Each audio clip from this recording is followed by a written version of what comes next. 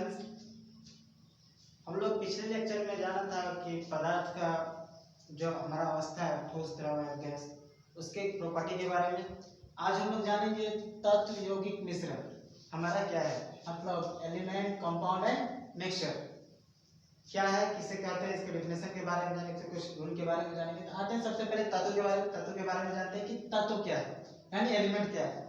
तो तत्व वह शुद्ध पदार्थ है जो किसी भी भौतिक या रासायनिक विधि द्वारा दो या दो से अधिक भिन्न गुण वाले पदार्थों में विभाजित नहीं किया जा सकता और न ही बनाया जा सकता है।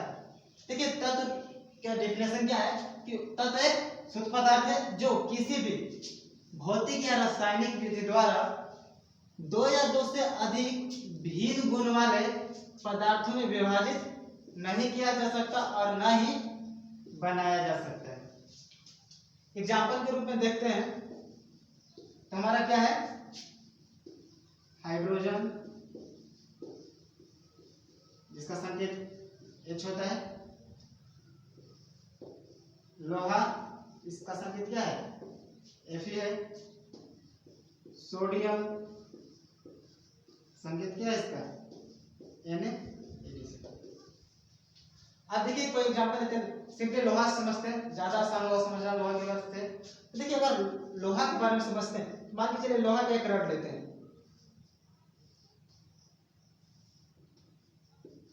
किसका रड है, लोहा का, आयरन।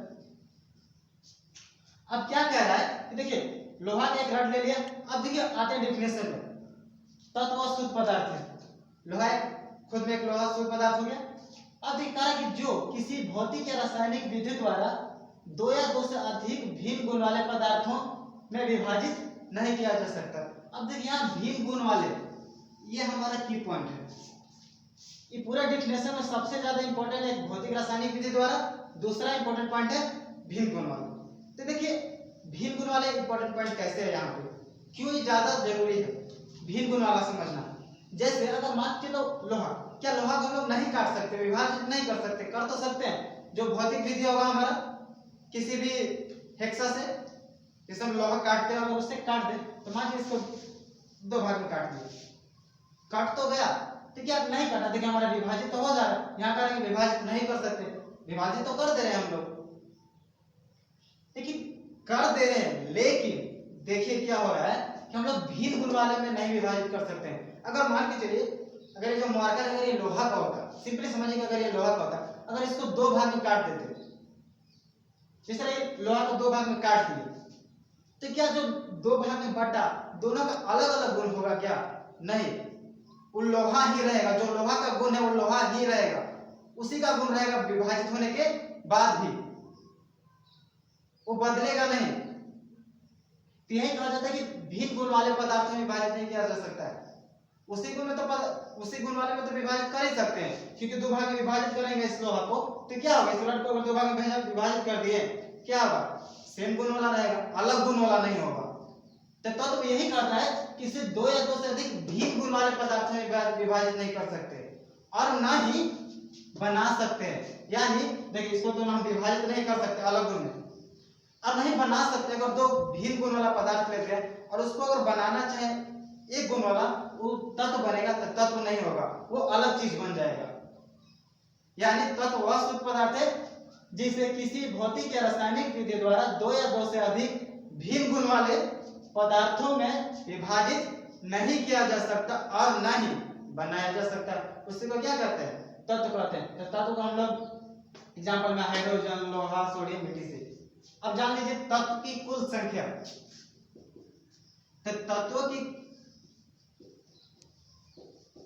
वर्तमान में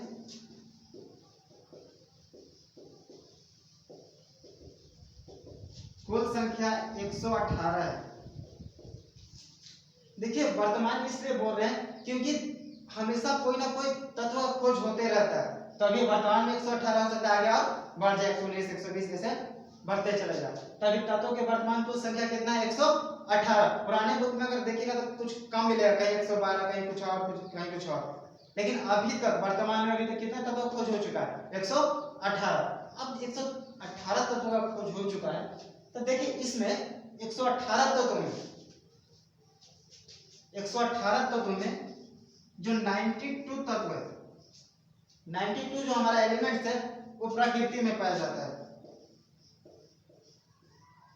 इसके अलावा हमारा कितना तत्व बच गया? तो सिंपली 26 बचा है, ठीक है, 6 2 8 और 118। तो जो 26 तत्व है हमारा उसे संश्लेषित तत्व है, उसे बनाया गया है, प्रयोगशाला में बनाया गया है। ये प्रकृति में 26 तत्व नहीं पाया गया। ये जो 92 है वो तो है प्रकृति में, लेकिन जो 26 तत्व प्रकृति में नहीं है। तो जान लीजिए जो 26 तत्व है हमारा क्या है, उसे संश्लेषित किया जाए, उसे प्रयोगशाला में बनाया गया है। यही हमारा तत्व है।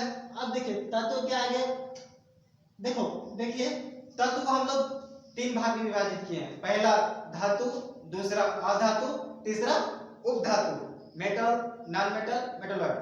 अब देखिए धातु और अधातु के बारे में हम लोग एक अलग चैप्टर में ही पढ़ना है, इसलिए धातु और अधातु के बारे में और उपधातु के बारे में जो हमारा चैप्टर है 3rd या 4th चैप्टर होगा हमारा धातु या धातु, उसमें हम लोग पूरा जानेंगे धातु और अधातु के बारे में और उपधातु के बारे में। अब हम लोग आगे जानेंगे किसके बारे में, यौगिक यानी कंपाउंड के बारे में। कंपाउंड के बारे में कि यौगिक किसे कहते हैं, कंपाउंड किसे कहते हैं।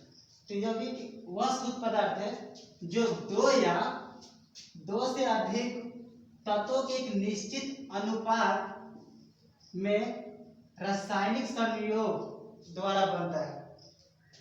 मतलब यौगिक को हम लोग 2 या 2 से अधिक, क्या 2 या 2 से अधिक तत्वों को एक निश्चित अनुपात में रासायनिक संयोग द्वारा बनाते हैं।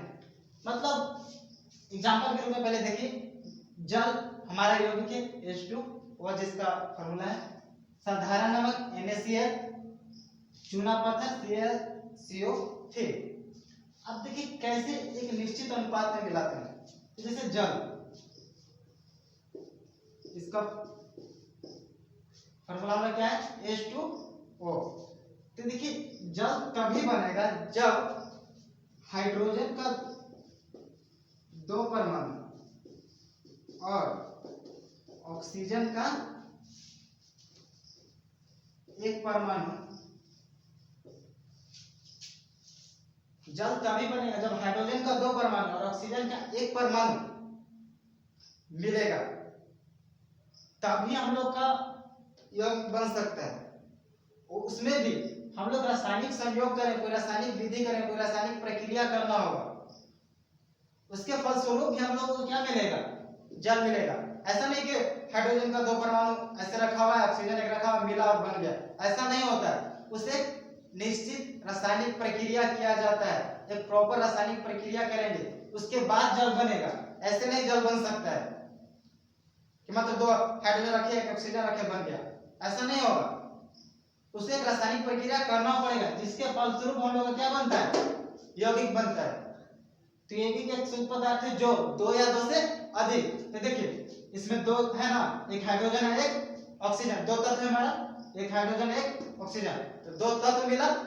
और क्या एक निश्चित अनुपात में, एक निश्चित अनुपात भी है कि हाइड्रोजन का 2 परमाणु और ऑक्सीजन का 1 परमाणु। अब कहीं से पानी उठा लीजिए, समुद्र, नदी, कुआं, नल, कहीं से भी अगर पानी उठाइएगा तो उसका जो रासायनिक संयोग होगा, जो H2 होगा, जो फॉर्मूला होगा, वहां पे 2 हाइड्रोजन और 1 ऑक्सीजन ही होगा। ऐसा नहीं होगा कि हाइड्रोजन बढ़ जाएगा या ऑक्सीजन बढ़ जाएगा, ऑक्सीजन घट जाएगा, हाइड्रोजन घट जाए, ऐसा नहीं होगा। एक निश्चित अनुपात होगा, ठीक है। तो यानी कि जल का जो हमारा रासायनिक फॉर्मूला क्या है H2O, वो निश्चित होगा। और देखिए यहाँ पे चूना पत्थर CaCO3, देखिए जो चूना पत्थर है CaCO3, तो देखिए यहाँ पे क्या है, यौगिक एक शुद्ध पदार्थ है, ये हमारा चूना पत्थर। देखिए चूना पत्थर को संगमरमर का नाम आप लोग ने सुना होगा, संगमरमर का फॉर्मूला क्या होता है CaCO3।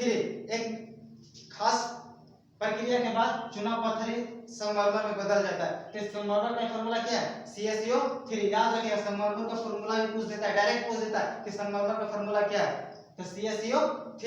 इसको ही हम लोग बोलते हैं कैल्शियम कार्बोनेट। क्या, कैल्शियम कार्बोनेट। Ca से कैल्शियम, CO3 से कार्बोनेट। चलिए हम आगे जानते हैं, पहले यौगिक समझते हैं। तो यौगिक शुद्ध पदार्थ है दो या दो से अधिक। तो देखिए CO3 में तीन एलिमेंट है, पहला कैल्शियम, दूसरा कार्बन और तीसरा ऑक्सीजन। तीन तत्व। तो देखिए दो या दो से अधिक होगी, इसमें कितना तत्व हो गया? तीन तत्व हो गया। अब देखिए एक निश्चित अनुपात में, तो देखिए यहाँ पे भी ना CO3 है, कैल्शियम का एक परमाणु, कार्बन का एक परमाणु और ऑक्सीजन का तीन परमाणु। एक निश्चित अनुपात है, किसी का भी अगर एक बढ़ या घट जाए, दो बढ़ जाए या घट जाए, कितना भी कुछ बढ़ या घट जाए, तो कैल्शियम कार्बोनेट नहीं होगा, वो कुछ और यौगिक बनाएगा, वो एकदम अलग गुण का बनेगा। यानी एक निश्चित अनुपात में लाइए रासायनिक संयोग द्वारा बनता है। तो कैल्शियम कार्बोनेट को भी एक रासायनिक संयोग द्वारा बना सकते हैं। प्राकृतिक में भी ये मिलता है कैल्शियम कार्बोनेट। तो यह हो गया हमारा क्या यौगिक के बारे में। तो देखिए हम लोग जान गए तत्व के बारे में, यौगिक के बारे में। अब हम लोग क्या बच गया? मिश्रण यानी मिक्सचर। अब हम लोग किसके बारे में जानेंगे? मिक्सचर के बारे में। यौगिक के बारे में हम लोग जान चुके हैं। अब जानते हैं मिश्रण के बारे में। मिश्रण क्या है यानी मिक्सचर क्या है? तो मिश्रण वह पदार्थ है जो दो या दो से अधिक तत्व एवं यौगिक को किसी भी अनुपात में मिलाने से बनता है। तो देखिए इसमें एक पॉइंट, सबसे इंपॉर्टेंट पॉइंट क्या है कि किसी भी अनुपात में मिला देते हैं।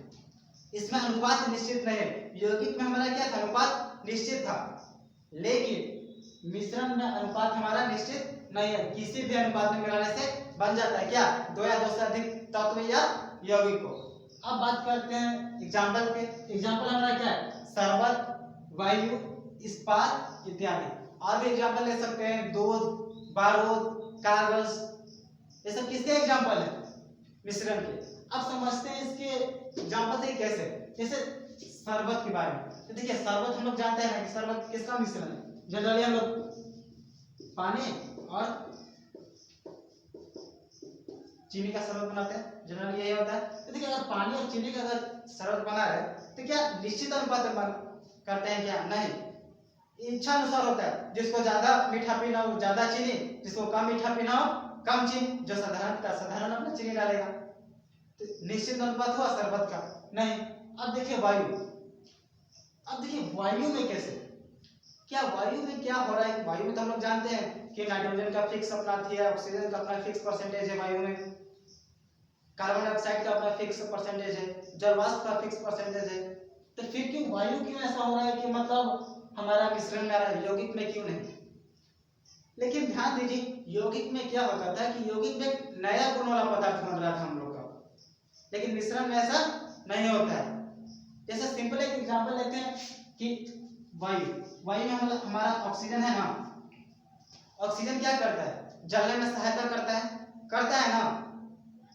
तो क्या वायु में अगर ऑक्सीजन है तो वो जलने में सहायता नहीं कर रहा है? क्या कर रहा है? गुण बदल रहा है उसका?